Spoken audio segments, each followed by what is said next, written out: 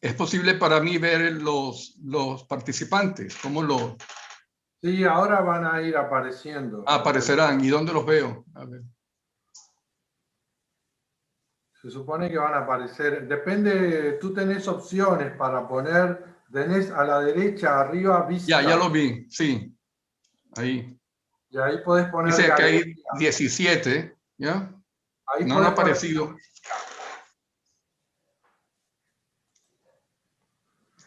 creo.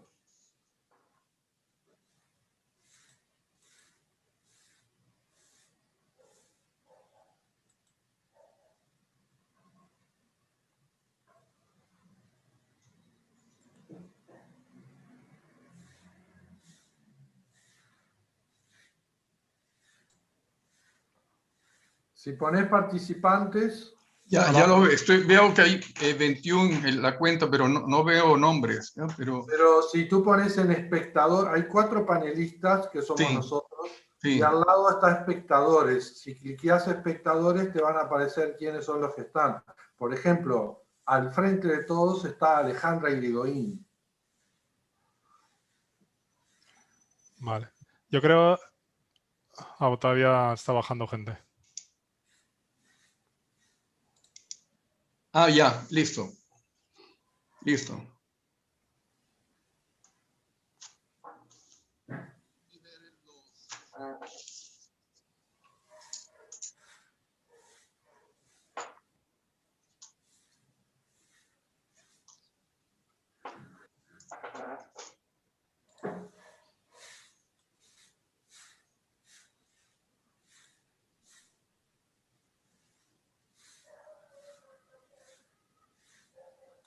Alfonso, cuando veas que pudieron entrar todos, dame el...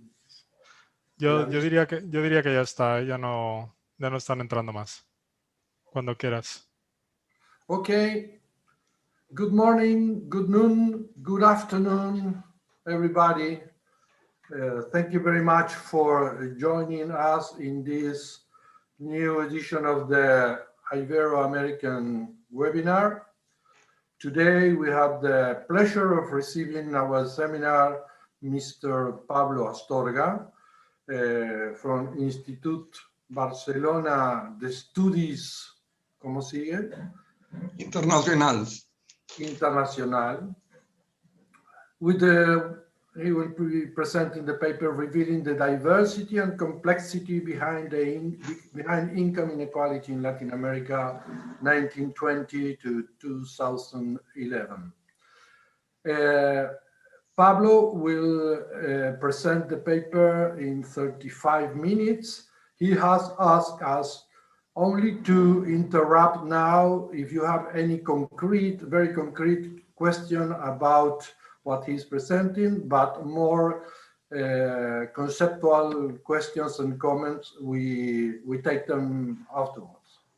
So being 12:03, Pablo, go ahead. Thank you very much, Luis. It's a great pleasure to be here sharing with you this webinar. I'm going to be talking about the research, my work over the last 10 years or so. And during that time, I've been having a lot of support for a lot of colleagues, that many of whom are today in the room. So I will start by thanking everybody that has helped in any way with this research. Let me start with giving you the plan for today's presentation. Let me see if I can. Okay, so I'm going to go over those 6 points. First is I'm going to talk about metrics and multi-country evidence. More or less the question is, if you want to know about income inequality in Latin America during that period, particularly 1920 to 1980s, before the household surveys, yeah? Which sort of evidence would you have? Yeah, and then I want to talk about what I do, the methodology, and the construction of some within group inequality measures. This is basically the number crunching, yeah. And then I'm going to be showing you the output of that data methodology. First with these occupational Gini's, and then I'm going to also to bring in some comparisons with other series. And then I'm going to be having a more wider regional view and talking about this idea of complexity and diversity. This is going to be this section very descriptive, yeah. But I'm going to give you some explaining at the end with the drivers. So I'm not going to leave the thing just with things going up and down. I will try to give you what's behind changes in inequality. Okay, so that's the plan for today. So if you want to know about inequality, you have more or less those measures, yeah, available. Yeah? So I'm start with the more basic metrics, so the wage premium, so the Williamson ratio, also the land rent ratios. Yeah? So this is a more basic premium. Some of them are mostly used to study the end of the 19th century and the beginning of the last century. Then if you want a bit more complex metrics, you need to move to these wage shares, inter-industry wage inequality, the sort of work that Evote Frankema has done for 3 or 4 countries. Also, you have more recently, they've been this work by Gazelli et al. Have been this group based mostly in Sussex. I can see that Cecilia Lanate is in the audience. I mean, she's also working with that project, and they are basically putting together all possible household surveys, private and official, and trying to look at what happened over that period. The middle period is what is interesting for today. And then, of course, we have all these series about the fiscal concentration at the top, fiscal data mixed with macroeconomics. And then we can also have a bit of a view of historical inequality long term. Beyond that, then we have the social tables. We have Luis, which is one of the main, contributors, yeah, with social tables. And these are, of course, very detailed studies by country. Yeah. The problem is, if you want to have a regional view, having the social tables for different countries is going to be of limited comparability. There may be some issues on that front. Yeah. But these are very detailed studies. What are they available? Here I'm giving you a sample. The ones I think that are very relevant for what I do. So forgive me if I am missing somebody or some of the works. I'm going to pay particular attention with those social tables which are dynamic. So it's a sort of stuff that Luis or Javier Rodriguez Weber has done, or Maria Gomez Leon, because this is going to be also a source of inspiration for my work. Yeah? So you can see here is the gap I will try to fill with my work, my metrics. So this is a gap. Yeah? So I'm going to present new metrics. Yeah? I call these reduced dynamic social tables, yeah, because they are trying to mimic, yeah, the work done with proper social tables, but of course only covering 4 occupational groups, very reduced number of groups. Yeah? Also, I'm going to be working with records. So people at work, yeah? I'm not going to be doing what people, not surveys on people at home, yeah? So not household budget surveys is more about, data from records, yeah? That's the basic data. My focus here, my main purpose is to present metrics that are going to be comparable across countries, yeah, consistently defined across time, and with a wider coverage. Yeah. For that, I mean enough number of countries. I'm going to be covering 6. And also, I want to know about different sources of income, particularly about property income, which is usually missing or is very more difficult to estimate or to measure. Yeah. So these are the focus on the country. So I always I'm missing Uruguay. I mean, I regret not having included Uruguay. Is a shame, but well, this is it. That's what it is. Now I'm going to start with the methodology of those dynamic social tables. What we need to do is to start basically defining, to calculate inequality, we need people and we need, okay? So the people, I'm going to be working for those four groups of the economically active population. This is based on the ILO definitions. So you have the four groups, and they are also divided by skills. So we go at the group 4 is the lower groups in terms of skills. Group 1 tend to be the ones with the higher skills. So that's in terms of people, and then we need to assign income for each of those people in those groups. I start assigning an average income for people that are grouped in those four categories. So what I've been doing is calculating annual wage series for the three lower groups of that four. Okay, so relatively skilled, group 2, semi-skilled, group 3, and the unskilled, group 4, including rural and urban workers. I have no series for professionals or highly skilled workers. But what I do is I have information data on overall income per the labor force per economically active person, and I want to calculate a residual. Once I take from the total income per worker, I take all what is wage income, and so end up with this residual that should include property income and also the earnings of professionals. Okay, this is the way I'm going to calculate a group 1 income. As you know, this is the more problematic group because property income is always an issue when you want to estimate income and estimate inequality. This is an issue even today.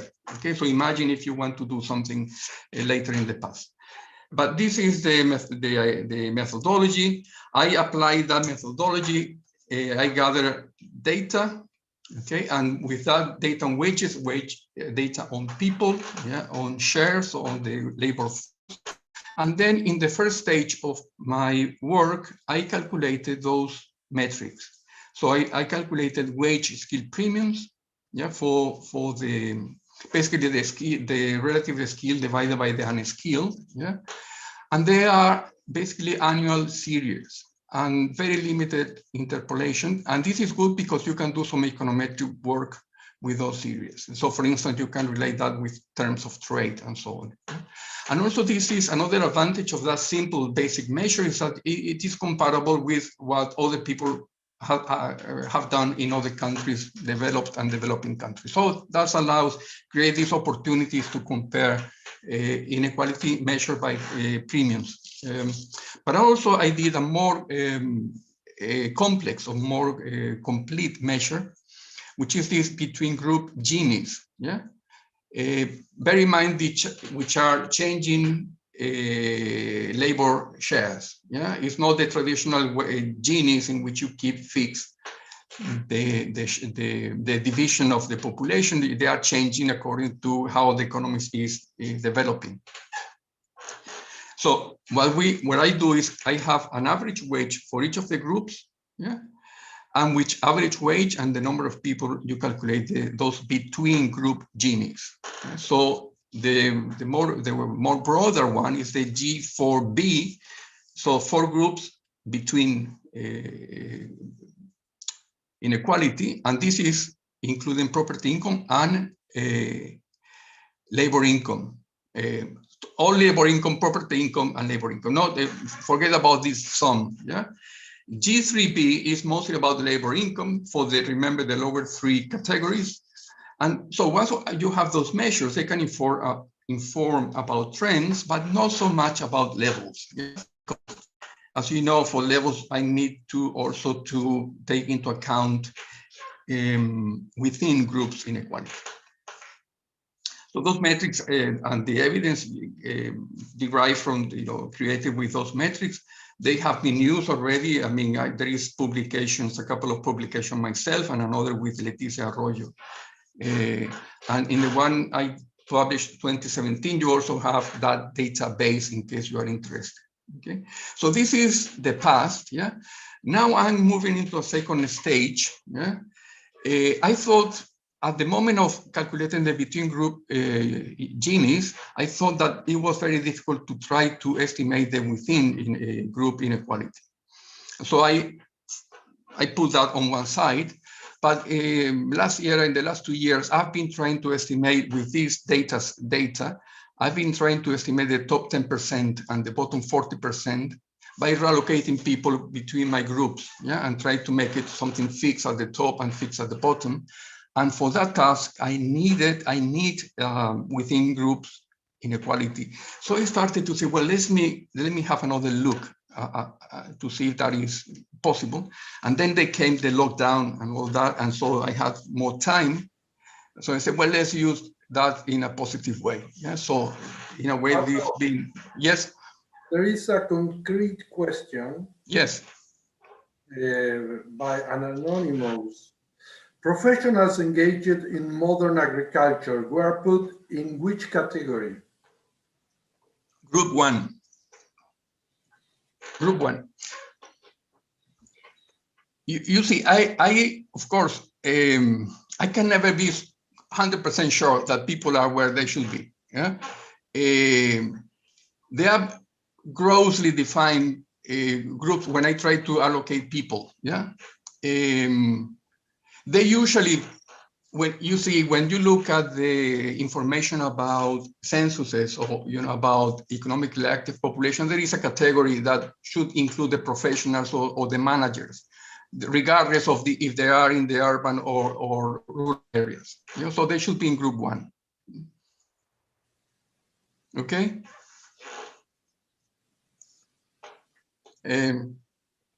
Shall I keep going? Go on. Go on. Right. So I say, well, let's use this time and have another look at within group inequality. Next, I started gathering data again with the help of colleagues. Yeah. And so I needed to get some idea of the dispersion of wage. The average is not enough. I need to have the dispersion. And for those groups 2, 3, and 4, yeah, which are the sources? Well, as those working with wages, you will know. Well, the sources are industrial surveys, yeah, particularly for manufacturing. Remember, I need to build all these series over a long period. So I need some data that I can consistently measure over time. Yeah. So I have, from those surveys, you have white collar workers, wages, and the blue collar. Okay. And that you can use that to inform about dispersion in G2, in group 2 with the white collars, and the G3 with the blue collars. Yeah. So this is not completely matching, yeah, but what I want to know is the idea of how things moved over time, more than the exact levels. The levels, I can control that later on with the sensitivity analysis, okay? And then the more problematic group is the unskilled group, okay? How to get enough wage data that give you an idea of the dispersion for the unskilled, yeah? I'm here using, there is the October's inquiry of the ILO. This is a good source for urban unskilled people. And also they give you some data for for relatively skilled, the blue colors. Yeah. So this inquiry is starting in Latin America in 1936 in Argentina. The first countries are Argentina, probably, and Colombia. So they were asking the same questions for the same occupations across many countries. So this is a very nice source of data to do this, but of course it's not enough. It has a lot of countries are rarely covered. Yeah, so Brazil is not very good for this. And then you need to look at censuses, surveys, or other sources. Yeah? So, and then I need to start putting together those series. Yeah? Also looking, I mean, trying to make the distinction between rural and urban early on, because that's a very important distinction. For the later period, I try to rely on the centile structural household budget surveys. Let's say for centiles 1 to 30 or 35, we tend to concentrate low skilled people. Yeah. And I use that, remember I use that to have the changes, you know, to do changes in the series, yeah, to splice it with what I'm having with data, property data, and wages, and then have the complete the changes of the series. With that, I can come up with coefficients of variation, which is a simple measure of this dispersion, not Gini's yet, those are coefficients of variation, and as comparable as possible. And then I need to find some smoothing of that series. Let me show you, I think the chart will give you an idea. Argentina, this is what I have been collecting for data. The data are the dots, that's observation with data. Remember, this is dispersion. Yeah, dispersion, coefficients of variation, and the darker line is that smoothing series, and this is what I'm going to be taking from this. Yeah, and you see, there is enough data to produce a decent series of dispersion. You see that there are many observations. In Argentina, I was lucky to have the help from Martin Cuesta, that gave me his data, allowed me to use his data early on. So this is Argentina. Now, here on the bottom right, you have the summary of the three series. You see that they are more or less, in terms of dispersion, each of those groups, in the case of Argentina, were more or less moving synchronized way, okay? Synchronized, yeah? Now, let me show you Brazil. Okay, so Brazil, the same than skilled, the white collar, blue collar, unskilled, yeah, and then the summary. But you see now that Brazil is not moving so nicely synchronized as Argentina. So you will start raising questions about this. Yeah, once you start looking at groups and dispersion within groups, a lot of new questions started to arise. Okay, and this is all these. I mean, these add a lot of richness to the analysis, and that's what I'm going to be showing you at the end. Yeah? So this is about, and I have, of course, the same for the other 4 countries. I have no time to show it to you.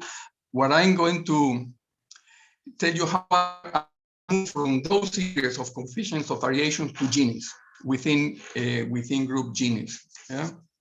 So I had from the first stage of my research mean wages, and now I'm going to transplant those dispersion measures, yeah, and put it together with my mean wages from the first stage. Yeah? But then, so I have a standard deviation and I have a mean value. What I need to decide which probability function is to calculate the Gini's, because once you have that information, you can simulate a Lorentz curve, and then you have your Gini's. Yeah? When I started to think about that, usually people talk about log normality, and they assume that log normal is the case for whatever you are, yeah? But then once you start looking at groups that are properly defined, appropriately confined, yeah? And people who are unskilled, relatively skilled, not the big guys, not the giants with the high salaries. Yeah? So you start seeing that is behaving in a normal way. The normal distribution does a pretty good job, reflecting that dispersion. And I did a lot of testing with all my data I was gathering, and most of the time I couldn't reject normality on those data. And so I'm going to use normality to move from that raw data to the Gini's. I also try with the household budget service with same types of structures. Of course, if you take the whole distribution, this is log normal. This is no discussion about. If you take the top of the distribution, this is log normal. But if you start taking fractions along the distribution, they tend to be normal. Okay, they tend to be normal. And this is a nice finding for those who want to work with social tables and want to have not enough information probably to do that, needs to do some simulation, yeah, to fill in the dispersion. So I come up with these Ginies for the three lower categories. The top group is a different animal altogether. I'm not going to talk about the top group, but this is another, I use a different procedure to estimate dispersion at the top. I'm going to show you the output, okay? So I'm going to show Ginies for the four groups. Yeah, first overall, that includes the within groups plus the between groups. I'm not taking into making adjustments for overlapping. That of course there are overlappings, particularly between the group 4, 3, and some with the second group. There is no overlapping, very little between this group 2 and group 1. Okay, but I'm not making any adjustments for overlapping. Then I'm going to be comparing those three measures for the four groups and the same equivalent three measures for the three groups. Yeah, remember this is that includes the four groups includes property income, okay, profits, rents, yeah, and the three groups includes mostly labor. So we are talking about labor here, and then this is overall property and labor. And I'm going to show you the results. I'm going to concentrate here Argentina and Brazil. Okay, so in the purple is this Gini 4. Remember, this is overall property and labor, and the red, the one in red is only labor. Gini 3, including between groups and within groups. Okay, so you can see in the case of Argentina, well, of course, there is a gap in the levels. Yeah, so once you include property income, you have a much higher Gini. But they more or less move, not exactly in a synchronized way, but tend to more or less be correlated in a positive way. And Brazil, the same. I need to start moving a bit faster, I'm afraid. And now I compare what are the household surveys available showing, yeah?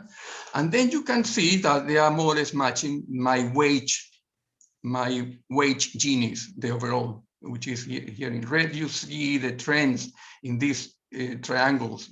So those are the household surveys. And we know the household surveys tend to measure only mostly labor income, very little capital income. Mark Morgan showed that to us last time, one of the seminars before. And this is Brazil. Yeah. Again, Brazil, the same idea. You tend to, the ones for labor tend to match the movements in the household surveys, and also including here the measure of M&S is not Mark Spencer, is Morgan and Sousa. Yeah? So they estimated this series for Brazil, and also trying to make those comparisons. Unfortunately, I cannot talk much about this. We can come back during the discussion. And this is two additional countries, Chile and Mexico. Chile I include them because I have here a very nice comparison to make with the Javier Rodriguez Weber series, which is here in that line here in gray. Yeah, you see they move very closely to what I am estimating. Of course, Javier is also including property income here. Yeah, and that behaves very differently from the labor income Ginies. Okay, you can see that there is a lot of, you cannot take those labor and assume that is telling the whole story. There are two different stories to be told. And this is Mexico. And again, in Mexico, you see the household Ginies is more or less matching the labor Gini, but not the one including property income. Now I'm going through, show you also the three components for the Argentina, Brazil, for the four groups. Again, the overall, the between, and the within. Overall and between, they behave very similarly over time, so they are good proxies. But you see, once you look at the within groups, that's another story, particularly when you look at Brazil. So they move in a different, I mean, they look different. They tell you a completely different story about inequality that if you look only at the between or the overall. Yeah, so this is sometimes a missing story in the inequality, in looking at inequality. And now I come down to only to the three lower groups, yeah? And more or less the same story, the overall and the betweens moved synchronized. But the between groups is another story, particularly for Brazil. Okay, So I'm going to now to put together all the countries and show you again all this comparison. I want to measure correlations here, a paired correlation between those indicators, and using not the whole annual series, only 5-year frequencies, every 5 years, starting in 1920 for the 6 countries. This is what it looks, those correlations. So basically the purple ones are, I'm comparing the Gini for the 4 groups, everything included, and Gini for the 4 groups only between group inequality. And you see they are here at the top, very highly correlated. And also if you come down and also only focus on the lower 3 groups, they are also the green dots, they are also highly correlated. Okay? Now things start to become more interesting once you take these blue dots, which are the correlation between G4 and G3. Okay, the Gini you get for the whole incomes, including property, and the Gini you get only for including labor within and between. You see now we're still positive correlations, but much lower, weaker, very much weaker. And now if you look to compare now the within component, now you come to negative correlation. So they are moving in the opposite directions. Yeah, one compared to the between. So this is in yellow, you got the G3 betweens with the G3 within. So they're completely 2 different stories. Yeah? This is about metrics, and also this is about, what about countries? Yeah?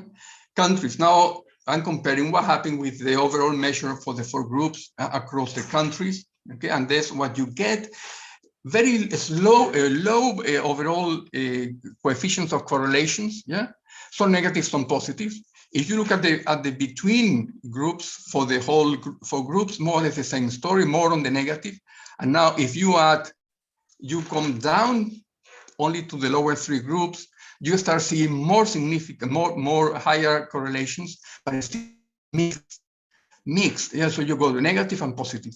So it's very difficult to tell a more similar story and make similar patterns once you put together all the 6 countries. So diversity is a message here. Yeah, diversity is a message.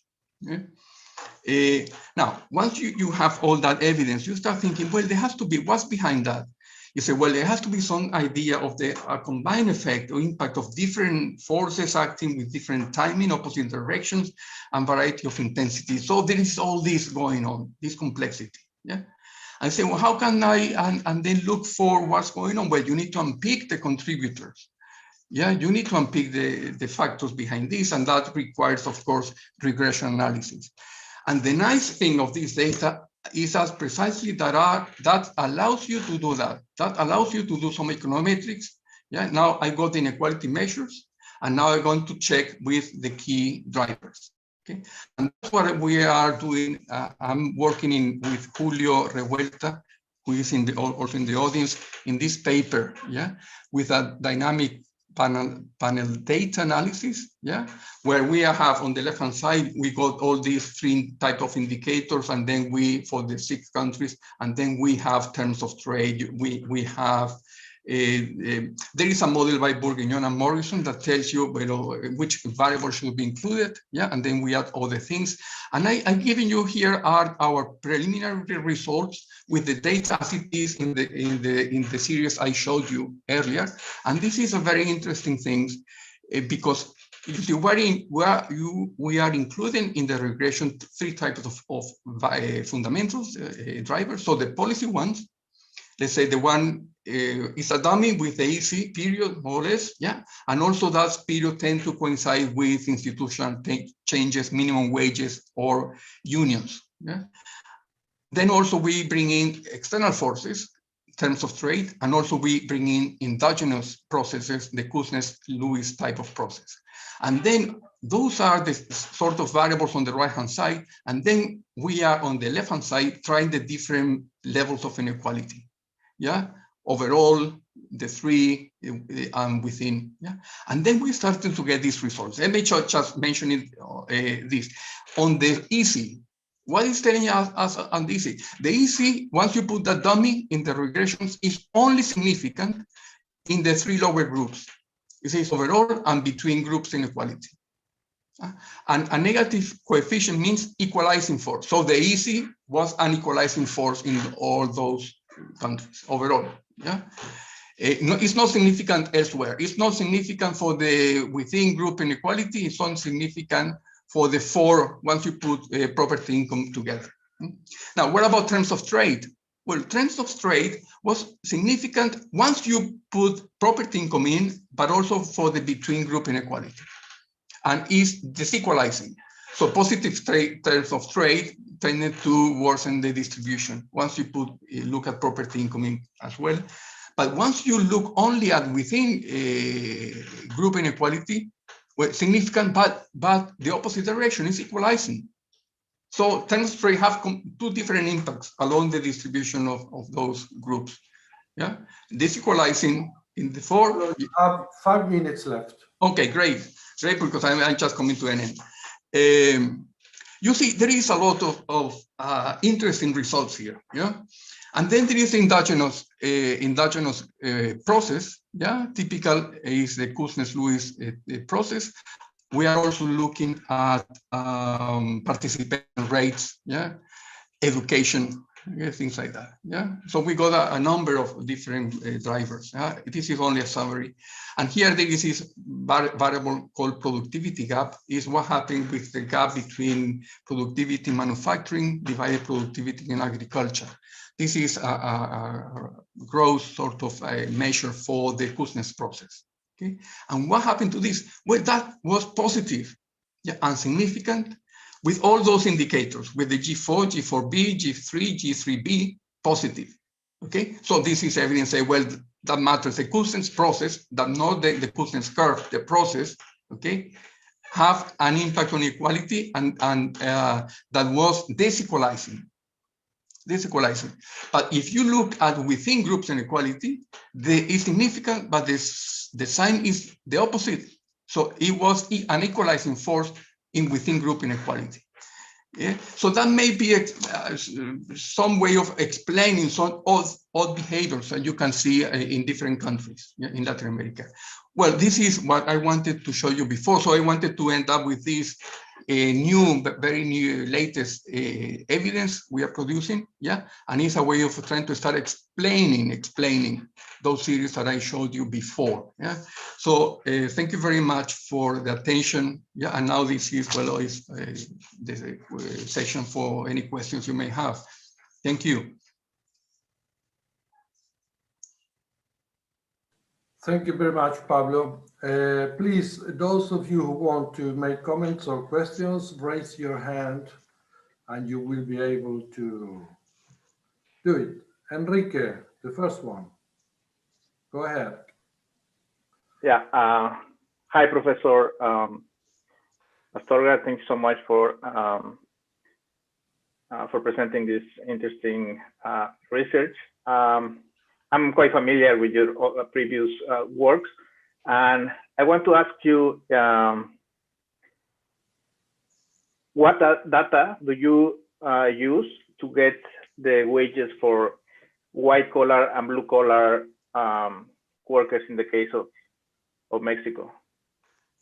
Well, in the case of Mexico, there is, I found that there is a richness of data now, compared to 5 years or 8 years ago. Okay. In the case of Mexico, there is a lot of, in INEGI, they publish the PDFs for a lot of those surveys, yeah? Oh, okay. So it's a matter of you need to go through those industrial surveys one by one, yeah?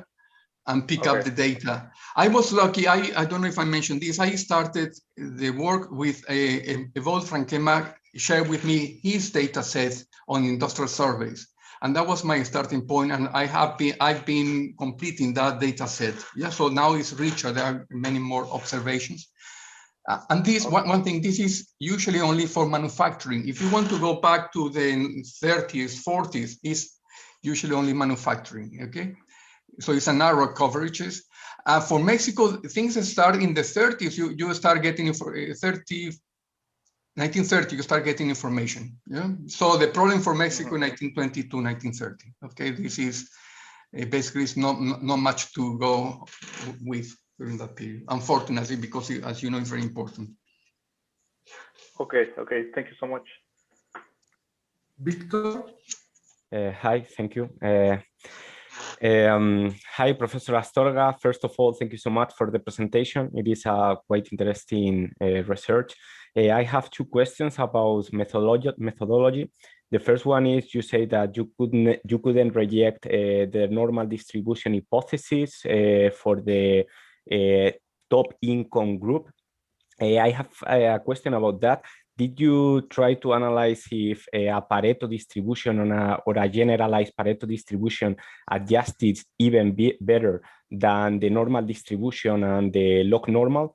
And the second question is also about methodology, and it is related to the dynamic panel data analysis. I'm not sure which model you use. I think that this should be a Cow and Xian model.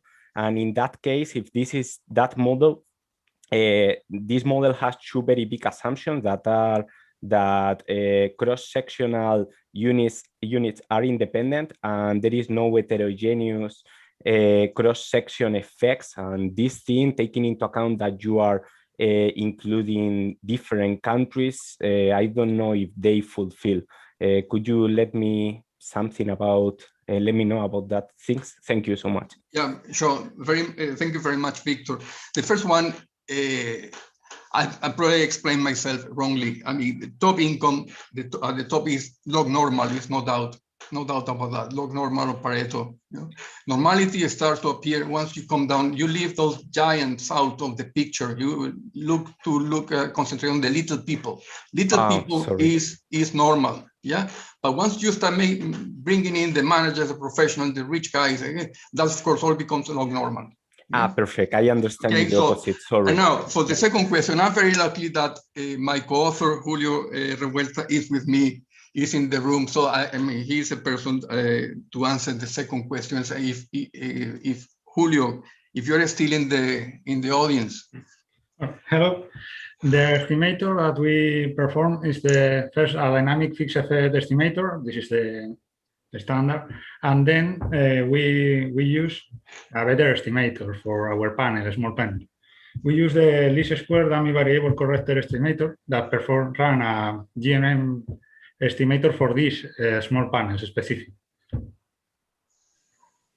Perfect. Thank you, Julio. Thank you so much. Pablo, we have a written question by Alejandra Irigoyen. Hi there, does the data include income for government employees at any or at all level, or is it feasible to distinguish it? Okay, the data for dispersion, for white collars, blue collars, no, it's not public employees, it's not government, because they are manufacturing. Okay, so there is none of that. For the unskilled, there is some public employees at the city council level in the October's inquiry, but very little. I mean, they tend to be private sector and tend to be blue collars or utilities and manufacturing. But no, short answer, no, it's not much included on public employees. You would expect that the dispersion to follow the ones in the white collars in manufacturing. That's more or less the assumption you need to work with.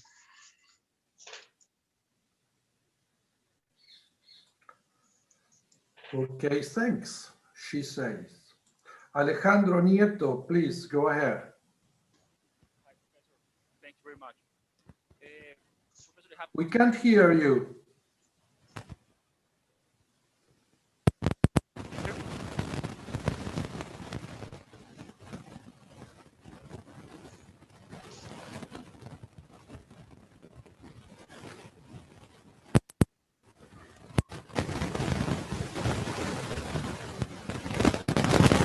Probably, Luis, if you can take another question and then we come back to Alejandro once he sorts out the...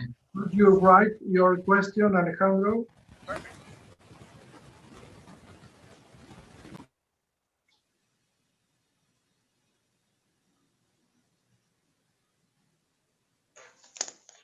We have Maria Jose in the meantime. Thank you, Luis. Thank you very much, Professor Astorga. I just am wondering if you have considered using another different variable to address the analysis related to IC process, because that dummy variable is only capturing the period, but not the intensity of the process. Thank you. Thank you, Maria Jose. No, it is very difficult to get any good measure of the ISI. Protection is always a problem. Horrible, yeah, to measure right protection, because it was so complex, so complicated.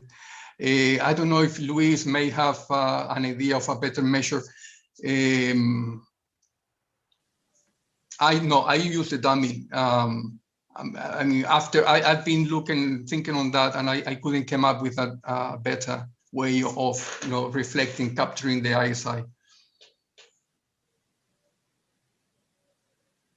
No idea. Well, and then Luis is an expert on the ISI, so this is. Thank you. Alejandro, where are you? Pablo, can you stop sharing the screen so we can see our face? Oh, much better. Thank you, Luis. Oh, I see now people are around. Thank you.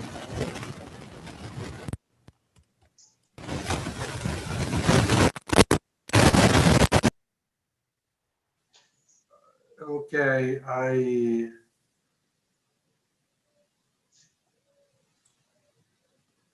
we have by Daniel here. Thank you for the excellent presentation, Professor Astorga. I would please like to know more about the formula used to estimate within, between, and overall Gini coefficients. Please ask your questions not in the chat, but in the preguntas y respuestas or questions and answers, please. Okay. Sorry, can I answer the question live here? It's short. I mean, is it the standard way of calculating the Ginis? The standard way. What I want to notice is that the within group inequality is very highly penalized in the formula because they are, in order to combine the within country inequality, the Gini, with the between country, you need to multiply for the share of population of the group times the share of income. So that reduces the weight. That's why it weighs so little in the overall. So it's not, although the within Ginis can move in an opposite way, it does very little to change the overall trend, yeah, because at the end the contribution is small. Yeah, I've been looking many times at those formulae, and I think this is how it is. So it on itself cannot change the trends. Yeah, on itself. Let's say the Ginis estimated for the within group tend to be 0.2, okay, which is fine. But once you weighted the groups and added to the between Ginis, that comes down to 0.1. So only half the weight, yeah, of the Ginis. One is they are weighted. I don't know if somebody that knows, I mean, that is can confirm this or that have come across with this lack of weight on the overall measure. Yeah. Perhaps somebody else who got another experience. Okay, Pablo. While Enrique encouraged you to share your database, Esteban Nicolini says, we have plenty of evidence on very large interregional inequality within countries. Is this taken into account? And then okay. Is the data set an acceptable national coverage or city? I guess. Yes. So I am going to publish this data soon. So at the moment of documenting and explaining the number crunching, that is very tedious work. Once it's done, I need to publish it as a paper, yeah, and then they will be available to everybody. Yeah. On the question of the regions, yeah, this is a very thank you for this question, Esteban. Yeah, no, what I'm doing is at the country level. I'm not getting into the regional level. I know I'm aware of this dispersion of the region, particularly early on, particularly early on. But my analysis is for the country as a whole, yeah. And what I'm paying attention is dispersion across different occupation professions, which are country averages. Yeah, let's say if you take the industrial surveys, that will tell you the average wage, yeah, for different of industries of Brazil, yeah, in a given year. So you're taking dispersion across those industries, yeah, for the country. In some cases, let's say Brazil, there is plenty, very rich information about regional wages, yeah.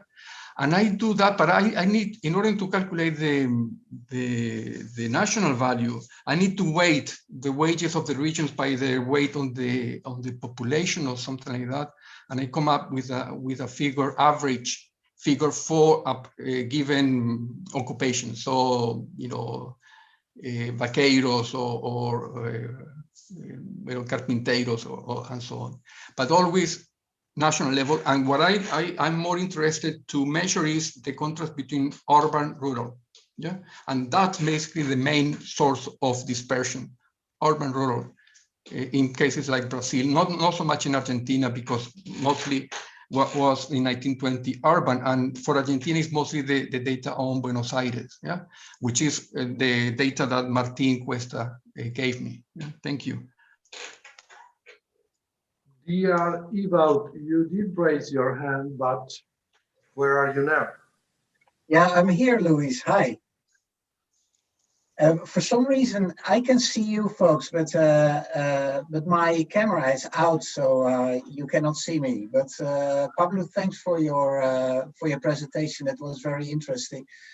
My question is on the link between the work that you are undertaking for many years now, which is incredible in terms of enriching the data that we have to establish trends in inequality in Latin America. To link what you find also a bit more to the global inequality literature, which has also, of course, been expanding in the past decade. If you think of the work by Milanovic, by Piketty, by Walter Scheidel. And I think one of this will be my question, one of the conclusions that we can draw from the global inequality literature is that those who are at the top of the wage distribution now tend to be also the same persons who earn a lot of their income from capital, right? So capital earners and labor income earners are more of a homogeneous group, whereas in a century ago, people who made a living out of capital income were more separated as a group from those who earn their living from wages. And so my question to you is whether that pattern is also visible in Latin America, and whether Latin America sort of conforms to that more general pattern that is observed in the United States and in many European countries, and perhaps also in Asia, but I do not know whether that is the case. Thank you very much, Evolt. Thank you for that question. Homoplutia, I think, is what Milanovic is calling that, isn't it? Unfortunately, I would have loved to say, yes, I can tell you something about that. The data I have is not good enough to distinguish how much, people that earn a lot of property income, how much wage income they are getting. No, because first of all, because I'm calculating this as a residual, so it's everything all together. So it's not possible to make any disaggregation there. The only thing I can do, and something I've been trained to do, and is ongoing work, and I hope to publish that soon, is to calculate the top 10% altogether. And so putting their wages and professionals' wages and income and property, but without being able to distinguish, if the people are with a lot of property income have also most of the wage income. Talking about the top 10, something that Pedro Sousa helped me to sort out is the dispersion within those people at the top. Yeah, they tend to be, once you start measuring that, is, let's say, if is a Gini of 50%, a Gini 0.5, and it's mostly reflecting the overall Gini. It's a sort of a fractal property. Yeah. But now that's one things appropriately measured as Mark and Pedro do. Yeah. Once you take only the surveys, that dispersion within the top 10 comes down to 0.4 or 0.42. Yeah. That means that because what you are missing for the whole distribution is also for the dispersion or the Gini is also equally important for the within income inequality at the top. So it's always about a 15–20% missing of the income in both cases, within the top and over the whole distribution. So I'm always using that sort of figures to estimate the within the inequality, within inequality at the top. There is also some data on Javier Rodriguez Weber, have some estimates for Chile, Empresarios Terratenientes, and also Londoño for Colombia, have some idea of that sort of for occupational groups at the top. Yeah. Pablo, there are two comments by Mark Morgan. He says you could try using the share of manufacturing in GDP as a proxy for IC intensity, and then he adds, or the rate of change of the manufacturing share of GDP. This was just a comment. And then Alejandro Nieto finally could write his questions, and he says, I have two questions. Firstly, with your estimation, is it possible to observe the behavior of the wage and capital share in GDP a long time? In this case, which was it? Secondly, is the sum of all incomes in a country close to GDP estimates? The second question, by construction, what I do at the end, it fits. I mean, it has to be, all income needs to add up to GDP because, I have GDP, wage income, and then the residual fills the gap. So by construction, yes, that fits. Has to be the case, yeah. I don't get much about the first question, Luis. I mean, if you can remind me the first one. I mean, if it's possible to have some kind of functional income distribution, is it possible to observe the behavior of wage and capital share in GDP? I guess yes. Yes. Well, the national accounts will give you the operating surplus, and then you can calculate for the national accounts that share. I've been using that in order to check the consistency or the reliability of that residual, yeah, and that more or less matches changes in that share of operating surplus and this group 1 income. I use it as a way of checking my estimates. Okay, I can't see any hand or any written question or any comment in the chat room, and we are approaching our time. So it was a very interesting presentation and good questions. We are very happy with this seminar. Maybe we thank you very much, all of you, and particularly Pablo. And maybe Alfonso can now help me giving you information about our next seminar, if Alfonso is there. Otherwise, you will get the invitation soon. Yeah, I'm here.